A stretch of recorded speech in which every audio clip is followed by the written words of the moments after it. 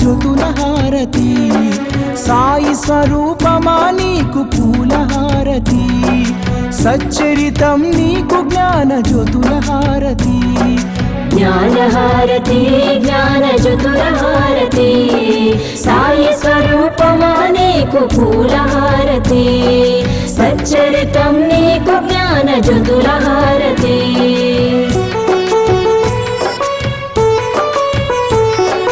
నిత్యం నీ లీలా పఠనంలో మేముంటాము, నీ మధుర వచనాలతో మైమరచిపోతాము, నీ తోడుగా భక్తి ప్రేమలను పెంచుకున్నాము. మాలో వెలిగిన జ్ఞాన జ్యోతులతో హారతి, జ్ఞానహారతి జ్ఞానజ్యోతులహారతి, సాయి స్వరూపమా నీకు పూలహారతి, సచ్చరితం నీకు జ్ఞానజ్యోతులహారతి.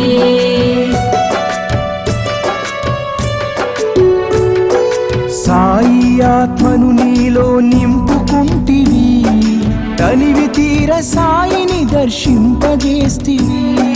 కష్టాలను దుఃఖాలను తరిమి కొడితివి, దయగల తల్లి నీకు ప్రేమహారతి. జ్ఞానహారతి జ్ఞానజ్యోతులహారతి, సాయి స్వరూపమా నీకు పూలహారతి, సచ్చరితం నీకు జ్ఞానజ్యోతులహారతి.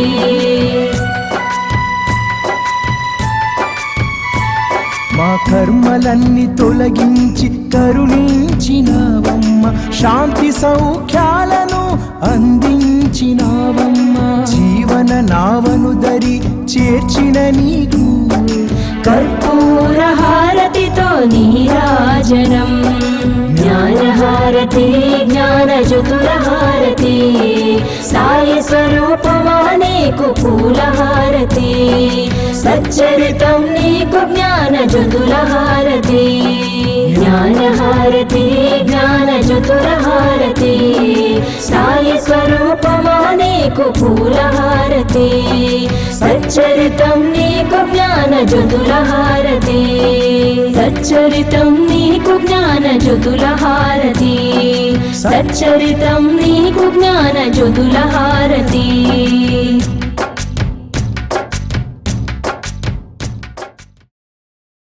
సద్గురు వద్దకు చేరినటువంటి మనందరము కూడా చాలా అదృష్టవంతులం. ఎందుకోసమంటే బాబా చాలా సందర్భాల్లో అంటారు, మీరందరూ కూడా నాకు భగవంతుడు అప్పగించినటువంటి పైసలు అని అంటారు. ఈ ప్రపంచంలో దేనికి ఎక్కువ విలువ ఉంటుంది? ఏది కొనాలన్నా డబ్బే చాలా ప్రధానమైనటువంటిది.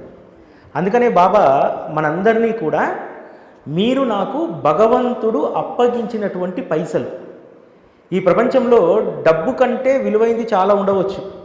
డబ్బు కంటే విలువైంది ఈరోజు బంగారం, కానీ ఆ డబ్బు కూడబెడితేనే బంగారం వస్తుంది. కాబట్టి డబ్బుకు అంత ప్రాధాన్యత ఉంది. అందుకనే బాబా మీరు చాలా విలువైనటువంటి వారు నాకు అని చెప్పి బాబా మనల్ని పైసలతో పోల్చడం జరిగింది.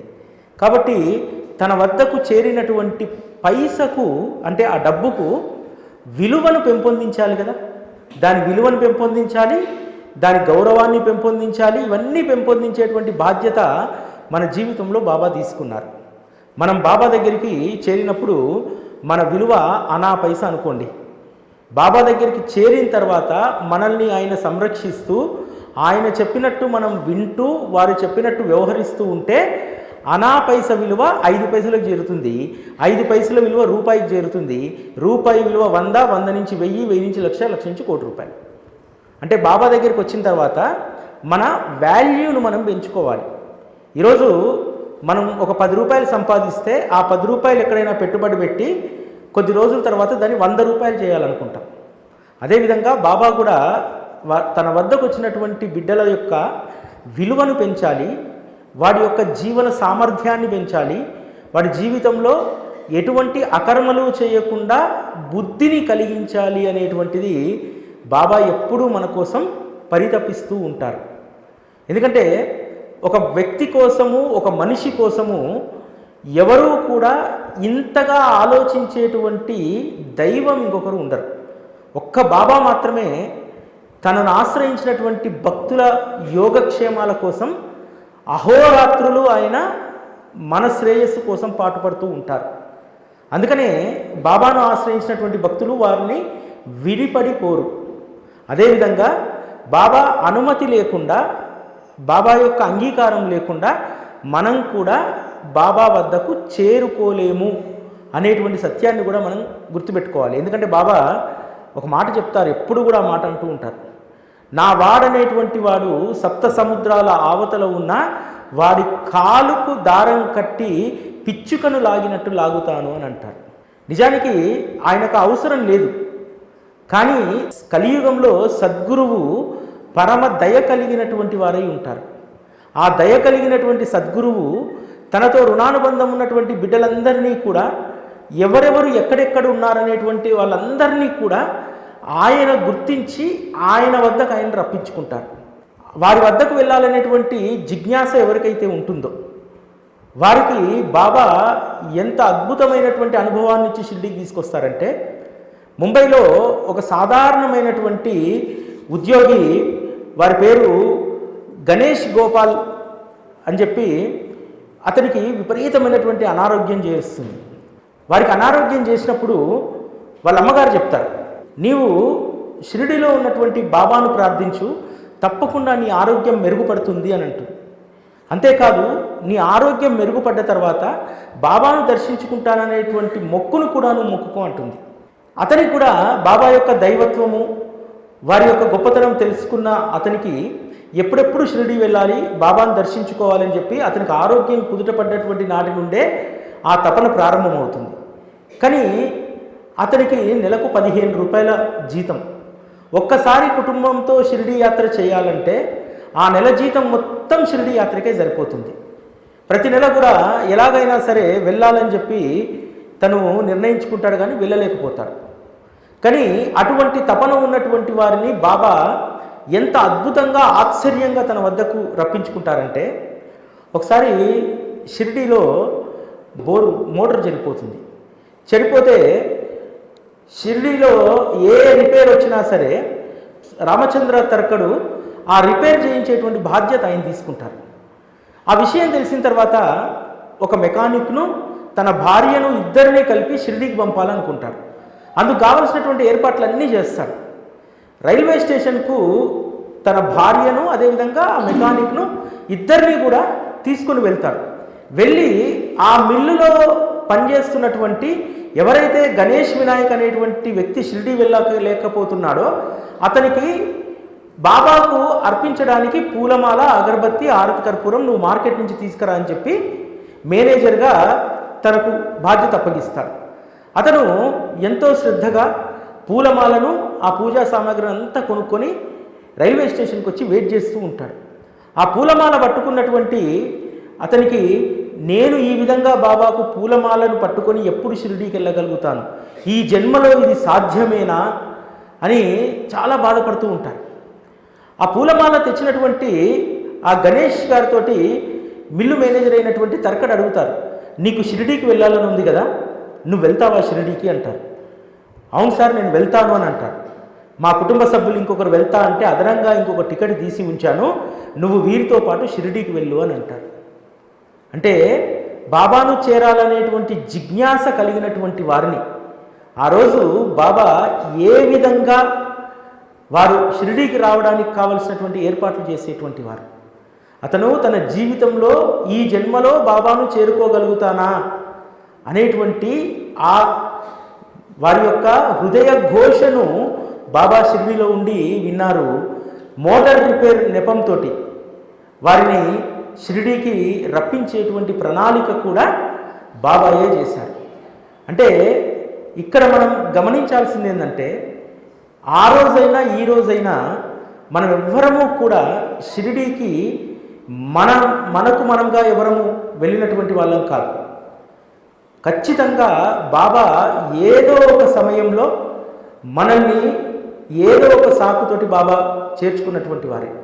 ఆ రోజు భక్తుల యొక్క తపన ఏ విధంగా ఉండేదంటే, ఆనందరావు అని ఒక భక్తుడు, తను దాదాపు 1945 ఆ సంవత్సరంలో షిరిడీలో జరిగేటువంటి శ్రీరామనవమి ఉత్సవానికి ఎలానైనా వెళ్దాం అనుకున్నటువంటి అతను ఆఫీస్లో తన హెడ్ క్లర్క్ను సెలవు అడుగుతాడు. అసలు సెలవు ఇవ్వడం అనేటువంటిది అసంభవము, ఎందుకంటే నీ కింద పనిచేసేటువంటి మరొక ఉద్యోగి ఆయన ఆల్రెడీ సెలవు పెట్టున్నాడు, నీకు సెలవు ఇవ్వడం కుదరదు అంటాడు. శ్రీరామనవమికి 20 రోజుల ముందు అడుగుతారు. కానీ అనేక సార్లు అడుగుతూ ఉంటే తన పై అధికారి అస్సలు సెలవు ఇవ్వడు. తన ఆనందరావు ఒక నిర్ణయానికి వస్తాడు. ఏది ఏమైనా సరే ఉద్యోగం మానేసైనా ఉద్యోగం వదిలేసైనా షిరిడీలో జరిగేటువంటి ఆ ఉత్సవాన్ని చూడడానికి వెళ్ళాలని చెప్పి నిర్ణయం చేసుకుంటాడు.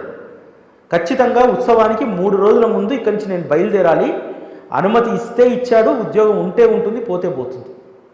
చివరిగా తను వెళ్ళేటువంటి ఒక రోజు ముందు తన పై అధికారిని అడుగుతారు, నేను ఇలా వెళ్దామనుకుంటున్నానంటే అతని మనస్సు ఎలా మారిందో తెలియదు. సరే ఒక పని చేయి, నువ్వు 15 రోజులకు మించి సెలవు పెట్టకూడదు.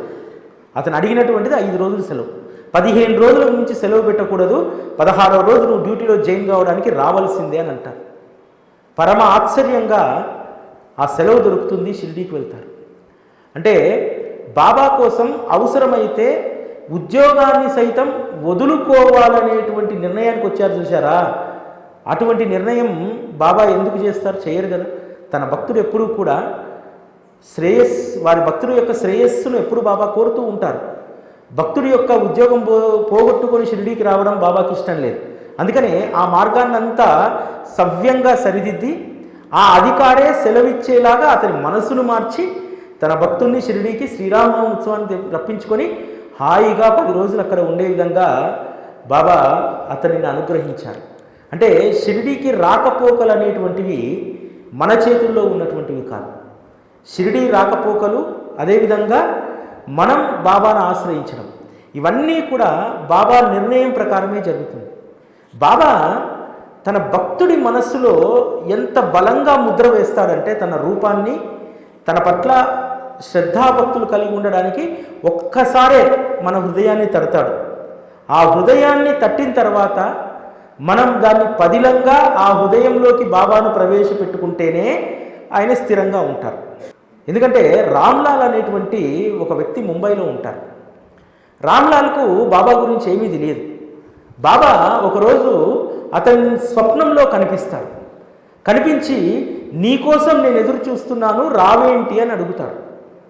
తనకి ఏమీ అర్థం కాదు, ఎందుకంటే ఎప్పుడూ కూడా బాబాను తను చూడలేదు. అసలు స్వప్నంలో కనిపించినటువంటి ఆ ఫకీర్ ఎవరో కూడా తెలియదు. ఒకరోజు తను వీధి వెంట వెళ్తూ ఉంటే ఒక దుకాణంలో తన స్వప్నంలో చూసినటువంటి చిత్రపటం కనిపిస్తుంది. వెళ్ళి ఆసక్తిగా అడుగుతాడు, ఈ చిత్రపటం ఎవరిది, వీరు ఎక్కడ ఉంటారు? ఈ చిత్రపటం సాయిబాబా అనేటువంటి గొప్ప మహాత్ములు, వారు షిరిడీలో ఉంటారని చెప్పి ఆ దుకాందారు బాబా యొక్క మహత్తు గురించి రామ్లాల్కు తెలియజేస్తారు. తెలియజేస్తే మరుసటి క్షణం షిరిడీ ప్రయాణానికి ఏర్పాట్లు చేసుకొని షిరిడీకి వెళ్తారు. షిరిడీకి వెళ్ళి బాబా నుంచి వారు పొందింది ఏమీ లేదు, అంతకుముందు అనుభవం ఏమీ లేదు. బాబా వద్ద కూర్చొని కేవలం బాబాను అవలోకనం చేస్తూ మాత్రమే ఉన్నాడు. సాధారణంగా షిరిడీకి అనేక మంది ఆ రోజుల్లో అనేక సమస్యలతో వచ్చేవాళ్ళు. ఒకరికి సంతానం లేదని, ఇంకొకరి కొడుకు వింత రోగం ఉందని, తనకు అనేక రకాలైన సమస్యలు ఉన్నాయని, ఇటువంటి బాధతో వచ్చేటువంటి వాళ్ళు. కానీ రామ్లాల్ చాలా జీరో న్యూట్రల్ చేసుకొని తన మనస్సును షిరిడీకి వెళ్ళారు. వెళ్ళిన తర్వాత తను మళ్ళీ తిరిగి షిరిడీ నుంచి రావాలనేటువంటి ఆలోచన కూడా ఆయనకు కలగలేదు. అక్కడే ఒక నివాసాన్ని అద్దెకు తీసుకొని బాబా మహాసమాధి అయ్యేంత వరకు కూడా రామ్లాల్ షిరిడీలోనే ఉండిపోయారు. అంటే ఒక అనన్యమైనటువంటి భక్తి ఏ విధంగా ఉంటుందని చెప్పి బాబా తన వద్దకు వచ్చేటువంటి వారందరినీ కూడా తనతో రుణానుబంధం ఉండి అనేక జన్మలుగా వారితో అనుబంధాన్ని కొనసాగించి ఉంటారు. కొంతమంది కోసమైతే బాబాయే ప్రత్యేకంగా వెళ్ళి తీసుకొచ్చినటువంటి భక్తులు అనేక మంది ఉన్నారు. కాకాసాహెబ్ దీక్షిత్ ఎలక్షన్ పని మీద అహ్మద్నగర్ వచ్చి తను షిరిడీకి ఎలా వెళ్ళాలి, తప్పకుండా షిరిడీకి వెళ్ళి బాబాను దర్శించుకోవాలి అనేటువంటి ఆలోచన కలుగుతుంది. అప్పుడు బాబా ఏం చేస్తాడు, చిత్రపట రూపంలో స్వయంగా వెళ్తారు. షిరిడీలో ఉన్నటువంటి మేగుడు బాబా చిత్రపటానికి రోజు పూజ చేస్తూ ఉంటాడు. ఆ చిత్రపటం యొక్క గ్లాస్ పలిగిపోతుంది. ఆ చిత్రపటం కొత్త గ్లాస్ కట్టించడానికి అహ్మద్ నగర్లో ఉన్నటువంటి మిరికర్ గారికి పంపిస్తారు. మిరికర్ అప్పుడే దానికి చక్కటి అద్దాన్ని వేసుకొని తీసుకొచ్చి ఇంట్లో పెడతారు. కాకాసాహెబ్ అడుగుతారు, ఈ చిత్రపటం ఏమిటి అంటే, ఇది బాబావారి చిత్రపటం అనగానే బాబా గారి యొక్క చిత్రపటం యొక్క తెర తీసి చూడగానే తను తన్మయత్వానికి లోనవుతాడు. చిత్రపటంలోనే ఇంత అద్భుతమైనటువంటి కృపాదృష్టి ఉంటే నేను స్వయంగా వెళ్ళి దర్శించుకుంటే ఎలా ఉంటుంది. ఇక్కడేమో మిరికర్ వాళ్ళు కాకాసాహెబ్ ఆ రోజు చాలా పలుకుబడి కలిగినటువంటి వ్యక్తి. మరి కాకాసాహెబ్ ఒక్కరినే పంపిస్తే ఎలా మర్యాదగా ఉండదు కదా, ఎవరినైనా తోడిచ్చి పంపాలి. మిరికర్ తండ్రికి ఏమో వేరొక పనులు ఉన్నాయి. బాబు సాహెబ్ మిరికర్ ఏమో అతను కోపర్గావ్లో మమలద్దార్గా ఉండి ఇక్కడ వేరే పని మీద వచ్చి ఉన్నారు. వెంటనే షిరిడీకి వెళ్ళేటువంటి సౌలభ్యం లేదు. దాంతో ఎలా అని చెప్పి ఆలోచిస్తుంటే శ్యామ తన అత్తగారికి బాగలేదని చెప్పి అహ్మద్ నగర్ వస్తారు. అది చూసినటువంటి మిరికర్ స్నేహితులు చెప్తారు, మాధవరావు దేశపాండే వచ్చారు, ఇక్కడే ఉన్నారంటే వెంటనే కబురు పెట్టి పిలిపిస్తారు. మా అత్తగారికి బాగాలేదంటే వచ్చాను, ఇప్పుడు బాగానే ఉంది, నేను కూడా సాయంత్రం రైలుకు వెళ్ళిపోతున్నాను అని అంటారు. అయితే మంచి పని, మేము ఎవరినిచ్చి కాకాసాహెబ్ పంపిద్దామని చెప్పి ఆలోచిస్తున్నాము, మీరే స్వయంగా వెంటబెట్టుకు వెళ్ళి బాబా దర్శనం కాకాసాహెబ్ చేయించండి అంటారు. ఇద్దరు కూడా రైలు బండి దాకా వెళ్తారు. ఎందుకంటే ముందస్తు టికెట్ తీసుకోలేదు. కాకాసాహెబ్ లాంటి గొప్ప వకీలు, ఆ రోజులోనే ముంబై కౌన్సిల్లో సభ్యుడిగా ఎమ్మెల్సీగా ఉన్నటువంటి వ్యక్తి, ఒక రద్దీగా ఉన్నటువంటి సెకండ్ క్లాస్ పెట్టాలో ఎక్కాలంటే కొంచెం కష్టం, బాగా రద్దీగా ఉంది. సరే ఈ రైలు కాదు, మనం వెళ్ళి మరుసటి రోజు వెళ్దామని చెప్పి వెనక్కి తిరిగి వస్తుంటే ఫస్ట్ క్లాస్లో ఉన్నటువంటి ఒక వ్యక్తి రైల్వే టీసీ పిలిచి కాకాసాహెబ్ని పిలుస్తారు. కాకాసాహెబ్ రండి రండి, ఇక్కడ మీకు నేను ప్లేస్ ఇస్తాను, కూర్చోండి ఫస్ట్ క్లాస్లో అని అంటారు. కాకాసాహెబ్కి ఆశ్చర్యం ఇస్తుంది, ఆ వ్యక్తిని ఎప్పుడూ తను చూడలేదు. కాకపోతే ఏంటంటే కాకాసాహెబ్ ముంబైలో పలుకుబడి ఉన్నటువంటి వ్యక్తి కాబట్టి అతనికి గుర్తుపట్టి ఉంటాడని చెప్పి సరే అని చెప్పి వెళ్ళి కూర్చుంటారు. వెళ్ళి కూర్చొని షిరిడీకి వెళ్తారు. వెళ్ళిన తర్వాత బాబా కాకాసాహెబ్ని చూసి ఆనందంతో ఒక మాట అంటారు, వస్తా వస్తా అని చెప్పి ఇప్పుడా నువ్వు వచ్చేది, నీకు నువ్వుగా ఇప్పటికీ కూడా రాలేదు, నీకోసం నేను స్వయంగా చిత్రపట రూపంలో వచ్చాను, నిన్ను తీసుకురావడానికి నా శ్యామాను అహ్మద్ నగర్ పంపాను అని అంటారు. శ్యామకు అత్తకు ఆరోగ్యం బాగాలేదని చెప్పి లెటర్ వచ్చింది కదా, లెటర్ వస్తే వెళ్ళాడు కదా, మరి వెళ్ళేసరికి ఎందుకు నయమైంది? శ్యామాను ఏదో ఒక సాకుతోటి అహ్మద్ నగర్ పంపించాలి. ఎందుకోసం పంపించాలి? తనకు అత్యంత ప్రియమైనటువంటి భక్తుడైనటువంటి కాకాసాహెబ్ను పిలుచుకొని రావాలి. బాబా తన భక్తులను ఏ విధంగా పిలుచుకొని వచ్చారు, ఏ విధంగా వారు తన వద్దకు లాక్కున్నారు అనేటువంటిది కాకాసాహెబ్ లాంటి అనేక మంది భక్తులు ఈరోజు నిదర్శనం. ఇంకొకటి ఏంటంటే బాబా తన వద్దకు తెచ్చుకున్నటువంటి వాళ్ళందరూ కూడా ఆ రోజు చాలా గొప్ప స్థితిలో ఉన్నటువంటి వారు. ఆ రోజు షిరిడీ జనుల కంటే కూడా ముంబైలో ఉన్నటువంటి భక్తులు అనేక మంది బాబా పట్ల భక్తి శ్రద్ధలు కలిగినటువంటి వారు. బాబా యొక్క అవతార ప్రస్థానంలో బాబా సంస్థానం దగ్గర నుంచి బాబాకు అనేక రకాలైనటువంటి ఉపచారాలు చేసేటువంటి గొప్ప అదృష్టాలు నిజంగా ఆ రోజు ముంబై, పూణే, అనేక బయట ప్రాంతాల వారికే అవి దక్కాయి. ఈరోజు షిరిడీలో మనం చూస్తాం సాటేవాడ, దీక్షిత్వాడ, బూటీవాడ, ఇవన్నీ కూడా బాబాయే సర్వస్వం అని చెప్పి షిరిడీలో ఉండి బాబా సేవలో ఉండాలనుకున్నటువంటి వాళ్లకు దక్కినటువంటి అదృష్టం. ఈరోజు షిరిడీ సంస్థాన్ ప్రాంగణం అంతా కూడా బయటి నుంచి వచ్చినటువంటి భక్తులే బాబాకు ప్రేమతో సమర్పించినటువంటిది. ఎందుకంటే బాబా ప్రతి ఒక్కరికి కూడా ఆ రోజు ఇచ్చినటువంటి అనుభవం ఎంత గొప్పదంటే, కాకాసాహెబ్ వస్తాడు కదా, కాకాసాహెబ్కు ఇంగ్లాండ్లో ఒక కేసు నిమిత్తం వెళ్ళినప్పుడు రైల్లో నుంచి దిగుతున్నప్పుడు కాలు ఫ్రాక్చర్ అవుతుంది, ఆ కుంటితనం అట్లనే ఉండిపోతుంది. తను అనుకుంటాడు, బాబా చిత్రపటం చూసినప్పుడే, అహ్మద్ నగర్ చూసినప్పుడే అనుకుంటాడు, నిర్ణయం చేసుకుంటాడు, చిచి నేను బాబా దగ్గరికి వెళ్ళి నా కాలి కుంటితనాన్ని బాగా చేసుకోవడం కాదు, నా మనస్సు అవిటితనాన్ని బాగా చేసుకోవాలి. ప్రతి ఒక్కరికి కూడా మనస్సు అవిటితనం ఉంటుంది. అవిటితనం ఏంటంటే మనసుకున్నటువంటిది మనం సవ్యంగా ఆలోచించకపోవడం, మనసులో ఎప్పుడూ కూడా అసూయ ద్వేషాలు ఉండడం, ఇవన్నీ కూడా మనం మనసులో ఉన్నటువంటి అవిటితనాలు. మనకు ఏదైనా బాగలేకపోతే చెయ్యో కాలో ఇరిగితే రకరకాల చికిత్సలు చేసుకొని ఆ చెయ్యిను కాలును కడుపులో రోగాన్ని అన్నింటినీ కూడా సరి చేసుకుంటాం. కానీ మనసుకున్నటువంటి రోగాన్ని సరిచేసేటువంటి వారు ఒక్క సద్గురువు మాత్రమే. అంటే ఆయనతో అనుబంధాన్ని కొనసాగించినటువంటి క్రమంలో ఆయన కథలను వింటూ ఉంటే, ఆయన లీలల్ని వింటూ ఉంటే సాక్షాత్తు భగవంతుడే ఏమీ పట్టని స్థితిలో, అంటే అవమానించినా పొగిడినా ఏం చేసినా ఒకే స్థితిలో వారు ఉన్నారే, నేను ఎందుకు ఉండలేకపోతున్నాను అనేటువంటి ప్రశ్న ఏదో ఒక రోజు ఉద్భవిస్తుంది మన మనసులో. అది ఉద్భవించిన రోజు మన మనస్సు అవిటితనాన్ని పోగొట్టుకునేటువంటి పనిలో మనం పడతాం. చిచి, నేను ఇంతకుముందు ఈ విధంగా ఆలోచించేటువంటి వాడినా, ఇతరుల గురించి ఇంత అక్కస్సుగా మాట్లాడేటువంటి వారినా, ఇతరుల పట్ల ఈ 10 సంవత్సరాలు 20 సంవత్సరాలు నేను ఇతరుల పట్ల ద్వేషాన్ని పెంచుకోవడం వల్ల నేను ఏమి సాధించాను అనేటువంటి ప్రశ్నలు, ఆత్మావలోకనం మన మనస్సులో వస్తుంది. అప్పుడు వచ్చినప్పుడు ఏం జరుగుతుందంటే మన మనస్సుకు చికిత్స జరుగుతుంది. సద్గురువు ఈ విధంగానే, సద్గురువు యొక్క మనస్సు అవిటితనం పోగొట్టేటువంటి చికిత్స ఎప్పుడు ప్రారంభమవుతుందంటే, నువ్వు ఎంతసేపు సద్గురువు యొక్క కథాశ్రవణంలో వారి లీలలకు సంబంధించినటువంటి ధ్యాసలో దాన్ని అధ్యయనం చేస్తావో, పారాయణ చేస్తావో, దాన్ని శ్రవణం చేస్తావో, ఆ సందర్భంలో అవన్నీ కూడా చెవిలో నుంచి హృదయానికి చేరుతాయి. హృదయానికి చేరినటువంటిది ఆ హృదయంలో చికిత్స జరుగుతూ ఉంటుంది. నా ఆలోచన ధోరణి ఇలా ఉండకూడదు, నేను మార్చుకోవాలి, నేను కూడా నా మనస్సు అవిటితనాన్ని పోగొట్టుకోవాలి. కాలికి కుంటితనం ఉందనుకోండి, బయటికి అందరికీ కనిపిస్తుంది. కానీ మన మనస్సు అవిటితనము విచిత్రం ఏంటంటే అది మనకే కనిపించదు. ఎందుకంటే మన మనస్సు ఏది ఆలోచిస్తే అదే రైట్ అని చెప్పి మనం అనుకుంటాం. మన మనస్సు ఒకరి పట్ల ఏ అభిప్రాయాన్ని ఏర్పరిస్తే అదే సరైంది అనుకుంటాం. కానీ బాబా మాత్రము ఎప్పుడూ న్యూట్రలైజ్డ్గా ఉండేవారు. దేనిని మనస్సు మీదకి తీసుకునేటువంటి వారు కాదు, దేనిని వారు పట్టించుకునేటువంటి వారు కాదు. ఎందుకంటే ఒకటి మనం నేర్చుకోవాల్సింది ఏంటంటే, చిన్నప్పుడు చెప్తూ ఉంటారు, అరే మంచి మిత్రునితో సహవాసం చేయరా, ఉద్యోగంలో చేరిన తర్వాత బాగా పనిచేసేటువంటి వారితో సహవాసం చేయి, చేస్తే సహవాసంలో నీకు మంచి బుద్ధులు అబ్బుతాయి, ప్లస్ నీతో కంటే మంచిగా పనిచేస్తున్నటువంటి ఆయనతో స్నేహం చేస్తే నువ్వు కూడా పనిలో మెలకువలు నేర్చుకుంటావు, ఇవన్నీ చెప్తారు కదా.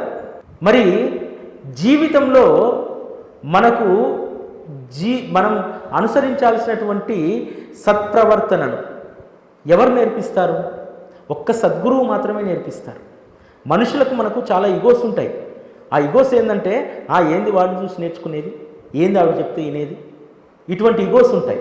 కానీ వీటన్నింటినీ పక్కన పెట్టి మనం సద్గురువు యొక్క గుణగణాలను గనక ప్రతిరోజు అధ్యయనం చేస్తే, ఆయనతో సఖ్యంగా ఉంటే, ఆయనతో స్నేహం చేస్తే, ఈ ప్రపంచంలో నీకు ఎవరితో స్నేహం చేసినా ఏ లాభం ఉండదు.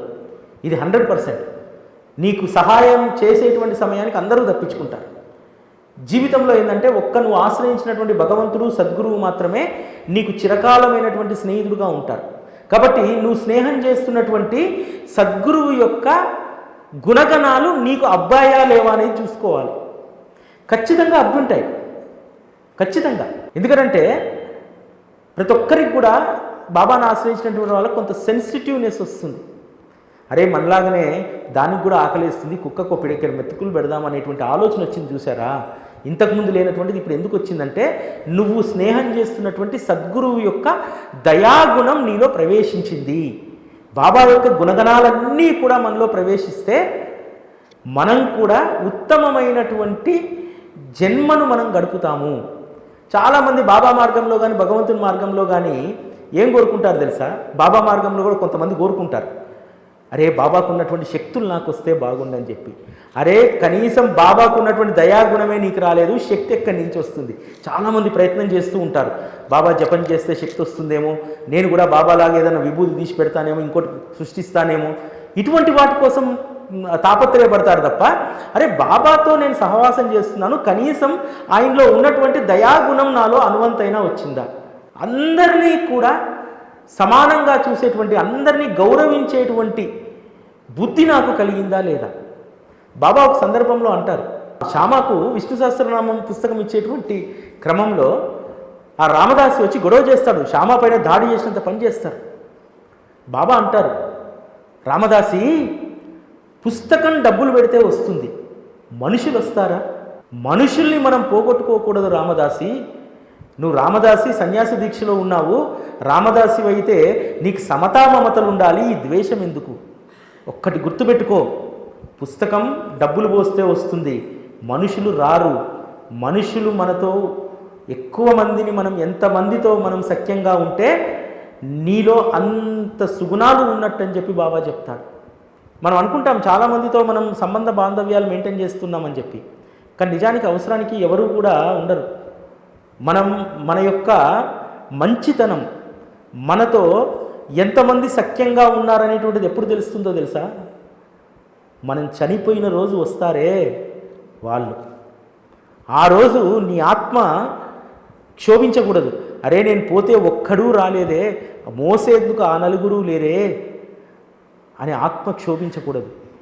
ఎంతోమంది వచ్చి అక్కడ నిలబడితే నువ్వు పోగు చేసుకున్నటువంటి మనుషులు, అదే నీ సంపద. బాబా అదే చెప్తాడు, మనుషులు పోతే రారు, మనం మనుషుల్ని కాపాడుకోవాలని చెప్తాడు. మరి మనుషులు ఏ విధంగా మనతో ఉంటారు? నీ యొక్క బుద్ధి సక్రమంగా ఉంటే, నీ ప్రవర్తన సక్రమంగా ఉంటే, ఇతరులను ఆదరించేటువంటి తీరు సరిగ్గా ఉంటే నీతో మనుషులు కలిసి ఉంటారు. ఇవన్నీ ఎలా వస్తాయి మరి? ఈరోజు అంతగా యోచించేటువంటి శక్తి మనకుందా? ఒక్క సద్గురువు మాత్రమే దాన్ని అనుగ్రహించగలుగుతారు. బాబాకు భక్తుడి పట్ల ఎంత ప్రేమ అంటే, ఒక ఆవిడ భర్త షిరిడీకి వెళ్తూ ఉంటే అందమైనటువంటి గులాబీ మాల కట్టి తన భర్తకి ఇస్తుంది, ఇది బాబాకి ఇవ్వండి అని చెప్పి. ఆ భర్త వెళ్ళి బాబా మెడలో ఆ గులాబీ మాల వేస్తాడు. గులాబీ మాల వేస్తే బాబా గులాబీ మాలను చూసుకొని ఇది పూలమాల కాదు ప్రేమమాల అంటారు. ఎందుకంటే బాబా ఎవరైనా గులాబీ పూలు కానీ ఏదైనా మాల వేస్తే ఒక్క క్షణం కూడా ఉంచుకునేటువంటి వారు కాదు, తీసి పడేసేవారు. కొన్ని నిమిషాల పాటు ఆ మాలను ఉంచుకొని ఇది ప్రేమమాల, ఇది ప్రేమ పూలమాల అంటారు. అదే రోజు రాత్రి అతని భార్య స్వప్నంలో కనిపించి, అమ్మా నీ ప్రేమమాల నాకు అందింది, ఎప్పుడు ఇలానే చేస్తూ ఉండమ్మా, నాకు మాలలు వేస్తూ ఉండు అని అంటారు. ఆమె జీవిత పర్యంతం తన ఇంట్లో ఉన్నటువంటి చిత్రపటానికి ఏ రోజు కూడా మాల వేయకుండా లేదు. అంటే భక్తుడిలో ఒక ప్రేమను హెచ్చింపజేస్తారు బాబా. మనం చేసినటువంటిది ప్రతీదీ గుర్తిస్తారు. వక్ల పూలు వచ్చేటువంటి సీజన్ ఉంటుంది కదా, ఆ సీజన్లో సావిత్రిబాయి టెండూల్కరు వాళ్ళ ఇంటి ముందు వకుల పుష్పాల చెట్టు ఉంటుంది. అవి రాలుతాయి కదా, రాలినటువంటి వాటిని ఏరి ఆ రోజుల్లో బాబాయి పెద్ద పెద్ద చిత్రపటాలు కావదా, జానకి చిత్రపటాలు, ఆ చిత్రపటం ముందు బాబా స్మరణ చేస్తూ ఆ చిత్రపటం ముందు పూలను వేసేది. అలా వేస్తూ ఉంటే ఆ చిత్రపటం ఆ పూలతో కప్పబడి మొత్తం రోజు మునిగిపోయేది ఆ పూలల్లో. ఒకరోజు ఆమె షిరిడీకి వెళ్తే బాబా అంటారు, నేను 3 నెలలుగా ఈ తల్లి వద్ద మత్తులో ఉండిపోయాను అంటారు. 3 నెలలు వస్తాయి సీజన్ ఆ పూలు, 3 నెలలు నన్ను ఈ తల్లి మత్తులో ముంచెత్తింది అంటారు. అప్పుడు తనకు అర్థమవుతుంది, బాబా చిత్రపటాన్ని మొత్తం పూలతో ముంచేశాను కదా, దాన్ని బాబా గుర్తించారని చెప్పి. ఆ విధంగా భక్తుల యొక్క ప్రేమను ప్రతి చిన్నదాన్ని ఆయన స్వీకరిస్తారు. అరే నేను బాబాకు ఏమీ సమర్పించకుండా వచ్చానే అని చెప్పి ఎవరైతే మనస్ఫూర్తిగా బాధపడతారు, అటువంటి వారి బాధను కూడా ఏ విధంగా అర్థం చేసుకుంటారంటే, రేగే ఇండోర్లో జడ్జిగా పనిచేస్తారు మధ్యప్రదేశ్. ఒకరోజు షిరిడీకి వచ్చినప్పుడు, ఆ రోజు గురు పౌర్ణమి పర్వదినం, అందరూ కూడా బాబాకు పెద్ద పెద్ద మాలలు తెచ్చి వేస్తూ ఉంటే రేగే చాలా ఇన్సల్ట్గా పక్కన నిలబడి ఉంటాడు. నేను ఒక్క పూలమాల కొనకరాకపోతేనే బాబా కోసము అని. అందరు దర్శనం అయిపోయిన తర్వాత బాబాకు పాదదర్శనం చేసుకుందామని వెళ్తాడు. వెళ్ళినప్పుడు బాబా అంటాడు, రేగే సాహెబ్ ఈ పూలన్నీ నీవే అంటాడు. అంటే నాకు సమర్పించబడ్డటువంటి ఈ పూలన్నీ నువ్వే సమర్పించినట్టు, ఇక నువ్వు మాల తేలేదని చెప్పి బాధపడకు అని అంటాడు. అంటే సద్గురువు వద్ద ఎంత ఓదార్పు ఉంటుందో మనం అర్థం చేసుకోవాలి. చాలామంది సద్గురువును ఆశ్రయించినటువంటి వాళ్ళు పైనే ఆయనతో భక్తి భావంలో ఉంటే ఏమీ పొందలేరు. సద్గురువుని చేరిన తర్వాత మునిగిపోవాలి. ఆ భక్తిలో మునిగిపోయినటువంటి వారే తరిస్తారు. పైవాటంలాగా ఏదో గురువారం రోజు పక్కింటి ఆవిడ పోతుంది, నేను పోకపోతే ఎట్లా అని చెప్పి అనుకునేటువంటి వాళ్లకు ఏ అనుభవము రాదు, ఏ మధురిమను అనుభవించలేరు. మనం మానవ జన్మ తీసుకున్న తర్వాత సద్గురు వద్దకు వచ్చిన తర్వాత ఆయన పాదాల్లో రమించేసేయాలి. భ్రమరం గనుక తామర పువ్వులో ఏ విధంగా ఆ మధురిమను పుప్పొడిని స్వీకరించడానికి ఎలా రమిస్తుందో ఆ విధంగా బాబా పాదాల్లో మనం రమించేసేయాలి. అంత ఆనందాన్ని మనం పొందాలి. అదే అసలైనటువంటి సంపద. బాబా దగ్గర సంపాదించేటువంటి ఆనందం, ఆయన ఇచ్చేటువంటి ప్రేమ, ఇవే మనం సంపాదించుకునేటువంటి, ఇతరత్ర ఏమీ మిగలవనేటువంటి సత్యాన్ని తెలుసుకున్నవారు నిత్యం బాబా స్మరణలో ఉంటారు.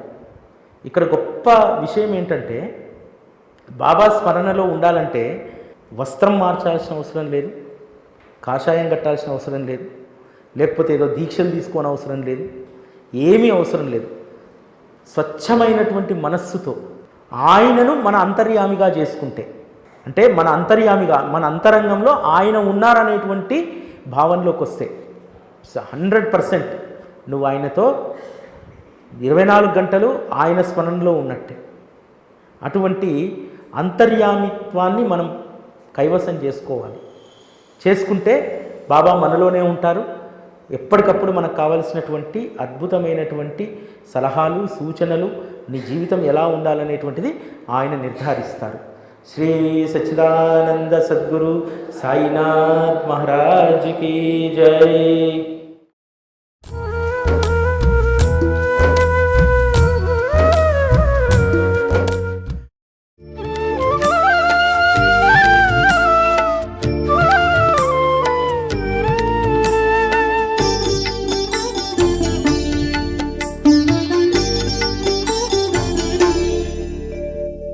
అందరికీ తానే అవుతూ వడ్డించేవారు సాయి. అప్పుడు తిన్న భక్తులది ఎంత పుణ్య ఫలమో, ఇప్పుడు విన్న మన జన్మ మరి మరి ధన్యమాయే. ఓ సద్గురు సాయి. సాయి గురుకులం సత్సంగ మందిర భూదాన సేవ. భవిష్యత్ తరానికి సాయి అమృత ధారను అందించే సాయి గురుకులం, సాయి సత్సంగ మందిర నిర్మాణం 10 సంవత్సరాలుగా సాయి తత్వాన్ని మృదుమధురంగా భక్తలోకానికి అందిస్తున్న సాయి టీవీ తలపెట్టిన మరో మహాకార్యం. ప్రపంచంలోనే తొలి సాయి పాఠశాల సాయి గురుకులం భూదాన సేవలో భాగస్వాములై భవిష్యత్ తరానికి సాయి ప్రేమను అందించండి. భూదాన సేవా దక్షిణ 1 చదరపు గజానికి 35,000, అరగజానికి 17,500, 3 చదరపు అడుగులకు 11,000 దక్షిణ చెల్లించి భవిష్యత్ సాయి ప్రపంచ నిర్మాణంలో భాగస్వాములవ్వండి. మీ ప్రేమపూర్వక దక్షిణను ఆన్లైన్ ద్వారా 9010084299 లేదా 9848614440 నెంబర్లలో సమర్పించండి. వివరాల కోసం సాయి గురుకులం, సాయి టీవీ, హైదరాబాద్ 9010084299 లేదా 9848614440 నెంబర్లలో సంప్రదించండి.